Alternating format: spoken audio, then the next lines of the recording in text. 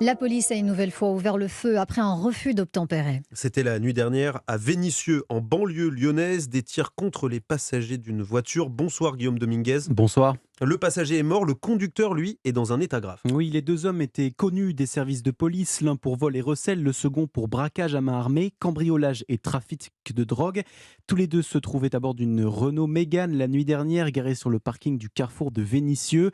Aux alentours de minuit, une brigade de 4 agents de police patrouille dans le secteur et au vu du comportement suspect des deux hommes, décident de vérifier la plaque d'immatriculation de leur voiture. Ils découvrent que celle-ci est volée. Les policiers s'approchent du véhicule pour effectuer un contrôle et c'est à ce moment que le conducteur manœuvre puis fonce en direction des agents. L'un d'eux est violemment percuté, il se retrouve sur le capot de la voiture et fait alors usage de son arme de service. Un second policier tire également en direction des deux hommes et les blesse mortellement. Malgré les premiers secours prodigués par les policiers et les pompiers, le passager âgé de 20 ans meurt sur place. Le conducteur âgé de 26 ans est hospitalisé en état de mort cérébrale. L'un des policiers est également pris en charge pour des blessures aux jambes. Le parquet de Lyon a ouvert deux enquêtes, l'une à l'encontre des deux délinquants pour refus d'obtempérer aggravé, l'autre à l'encontre des deux policiers. La police des polices cherche à comprendre dans quelles conditions ils ont fait usage de leurs armes. Et le ministre de l'Intérieur, merci Guillaume, le ministre de l'Intérieur s'est exprimé sur le sujet depuis la Corse. Gérald Darmanin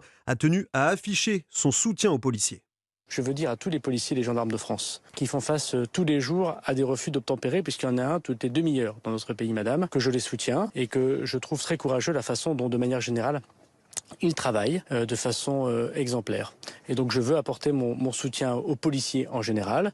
Je laisse ce soin évidemment à la justice de pouvoir définir s'ils ont agi dans les conditions conformes au code de déontologie.